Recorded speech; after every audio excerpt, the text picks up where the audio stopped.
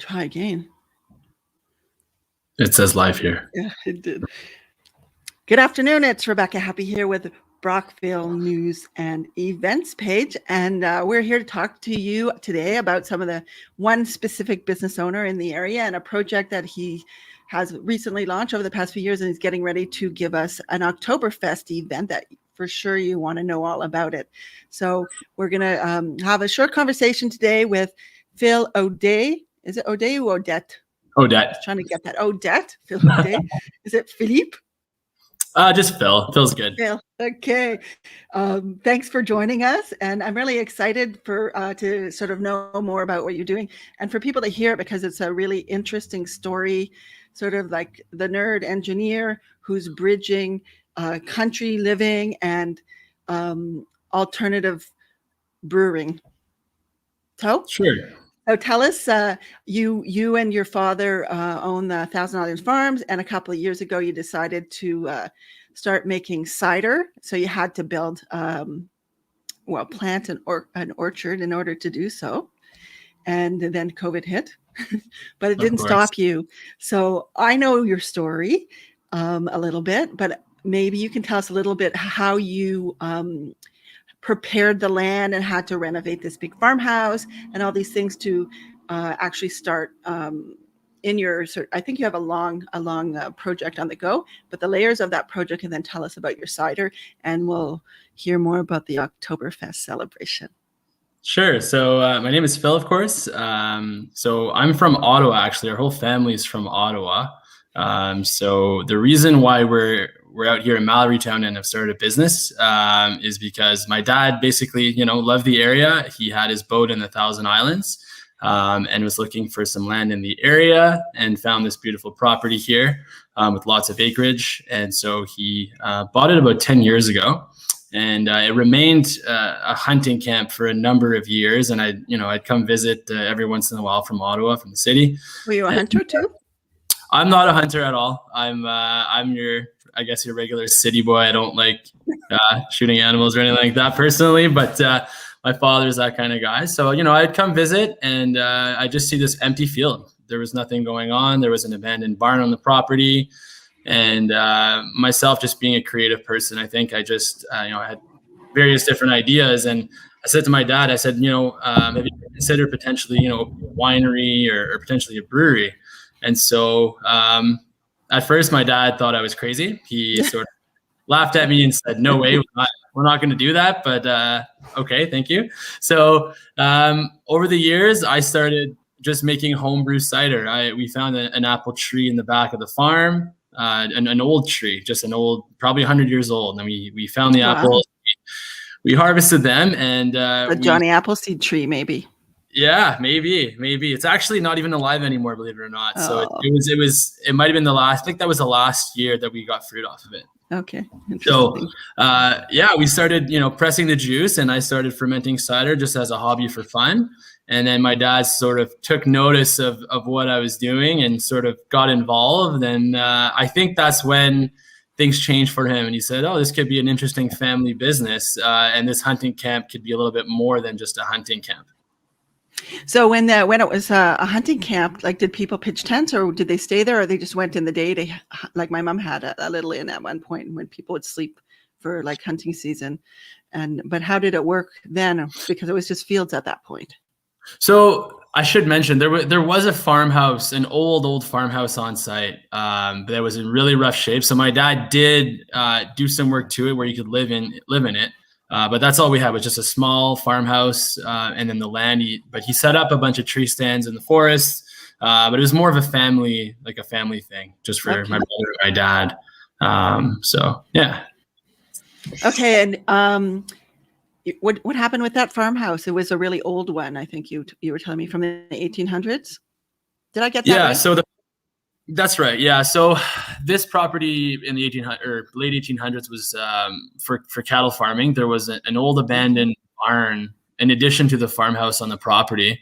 But when we got here, it was pretty well just ruins. It wasn't really able to be reconstructed per se, but that's actually where we built BUSL Cider. The cider house is over the same footprint of the old abandoned barns. So it's about a 4,000 square foot barn that we rebuilt from the ground up. We actually repurposed some of the existing materials, such as some of the tin on the roof and the beams and that kind of thing. So we tried to keep the modern look, but also include some touches of the 1800s in there as well in our cidery. So when did you actually start producing cider for the public? Sure. So like I said, we were doing homebrew batches of cider. I want to say about 7 to 8 years ago for fun. And we opened BUSL Cider to the public in August 2019. So it was a little while before we were able to open our doors to the public, for sure. Okay. And when you open it to the public, they show up? Well, it's funny you in the middle of nowhere here. Yeah, we're kind of off the main track, but so it's funny. We expected to open in June of 2019, but as any startup sort of goes, we had a lot of delays. So we had actually spent a lot of money in radio ads and various digital marketing, and then to find out that we couldn't even open as per our plan in June. So. But no, we invested in, radio ads and that kind of thing. We held a few events beforehand to show the local businesses our venue, and people started talking. And so when we did open, actually, it was quite busy. We also had tourists come from across the border on the American side because we're very close to the United States here in Mallorytown. So it's more a destination place than anything, because people can come and get the cider. Is there a place there for tasting it, and then they explore the properties? How does it work? Sure. So I'd say we're a destination. We're not your typical urban sort of brewery. Like when you go city downtown, there's a brewery. We have a different experience. It's more of a farmhouse cider beer experience. So it is a little bit different. And yes, we offer tours. We do weddings, corporate events. It's a perfect place, for all these things.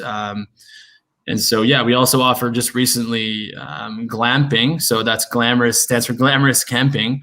We have various, prospectors tents, Mongolian yurts, cabins, and also a geodesic dome on the property where you can come here and actually spend a weekend where you can stay in the yurt and also get a tour of our cidery, try our different products, and even go hiking in the back of our farm, where there's actually about 200 acres of forest with beautiful rock formations, and even a stream and falls as well. So right now during the pandemic, have you been able to receive people, like guests, in to do that? So like any business, it's been difficult. We're also a startup. We don't necessarily sell to the LCBO. It's very difficult to get into the LCBO, if you will. And again, because we're a destination, we're successful when people come into our shop and buy our products at our location. So when we were closed during the pandemic, we were greatly affected by not being able to receive people. We did a little bit of online order stuff, but I think for us, we're that destination sort of experience kind of cidery.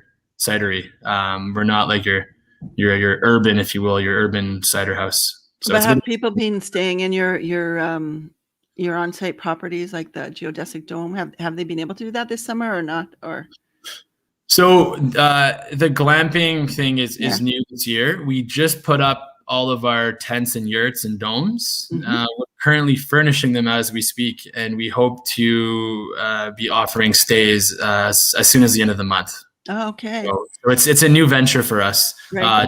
It's a way for us, as you can imagine, to diversify our business a little bit and offer, again, a unique experience for people. Yeah. Have you checked out the Fogo Island artist colony that they've built? Like, they've built these beautiful studios where one person can go and spend a couple of months on the rocks of the ocean.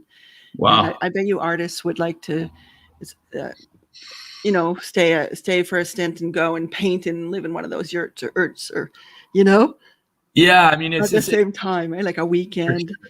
Yeah, retreat like or a week-long retreat, like a painting retreat or something like that. for sure. It definitely can trigger creativity when you're sort of in the country. And our 1 year, so we have different experiences on the property with, like I said, different yurts and tents. But our 1 yurt is located on one of our rock formations that goes about 20 feet off the ground. And there's sort of a nice, beautiful panoramic view of the orchard in front of you. Beautiful.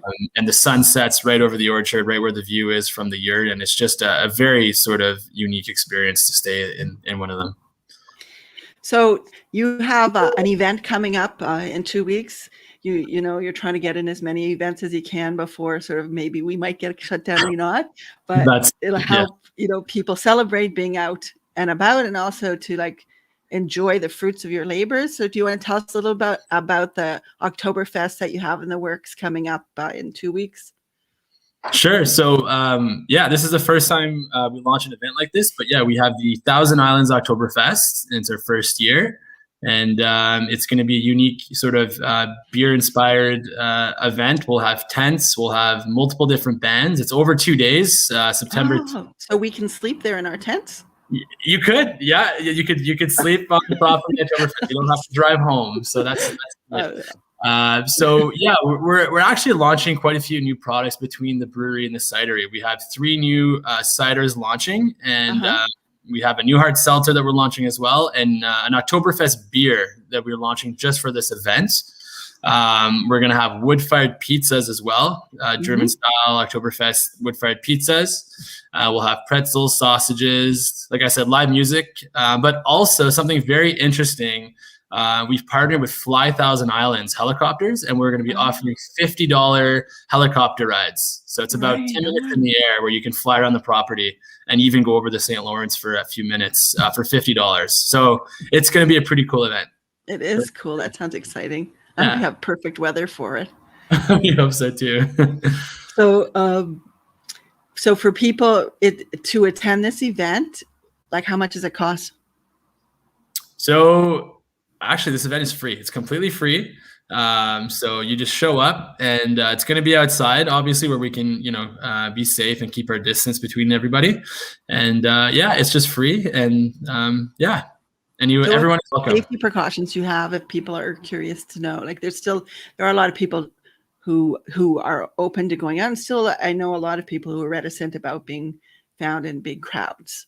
So what did they expect if they decide that, yeah, I want to go to Oktoberfest, it's outdoors, it's like I like cider, and winter's coming soon. Sure. So like I said, the event is outside completely. It's completely outside. We've got lots of property for you to keep your space from other people, and lots of land. We will be limiting the amount of people that can come. So if we reach a certain limit that we feel is unsafe, we will limit that. So there will be that, and there will be people watching to make sure, obviously, people are keeping their distance, and there'll be markers on the ground as well, where certain areas where you can stay, so we can all keep our distance from each other. And people don't have to reserve, even though it's free. They can just first come, first serve. It's first come, first serve. Yeah, absolutely. Okay. Yeah, and they can find out more information on your Facebook page, and can we find information on your website? Absolutely. Yeah. All the information will be on our Facebook page, our Instagram, and our website. So we'll be posting regularly on there. Okay. So that's great. And spread the news, hey? Tell your friends. Absolutely. Thanks for joining us. Did you want to add anything else? No. I just want to say everyone's welcome to our event. Again, it's free, and it's going to be a good time. But spaces are limited, obviously. It's a highly anticipated event. So, yeah, make sure to be there early. Limited to, do you have a number? Like what's your I believe quota? Well, so we go by, obviously, the local regulations. Yeah. I believe it's 100 right now. So we will 100? be maybe capping it off at 100. Even in an outdoor event, it's 100, eh? I believe it's 100. I will, Right. yeah, we'll have to double check that, but we do want to respect the local regulations in the area with our health unit. And before you say goodbye, tell us who are the musicians that are going to be performing at Oktoberfest? Sure. So far we've got Twin Turbos. They're a local band from Brockville, and we've got Yeah, and then we've got the Young Bucks from Ottawa, who those guys regularly play a lot of venues downtown Ottawa in the market, Heart and Crown, and all those places. So yeah, Okay. Are you expecting others, or this is like you're capped at them? I've booked 2 so far, and Right. looking at booking a third. But I don't want to say the name yet until it's been finalized. But there will be at least 2, and hopefully a third band playing. Okay. Wow, that's exciting. Live music too. Yes, We have yes, to get it in. absolutely. Anyway, thanks so much for joining us, Phil, today, and sharing your story and telling us about what to expect for Oktoberfest. See you next time. Thanks for having me, Rebecca. It's been a pleasure. Cheers.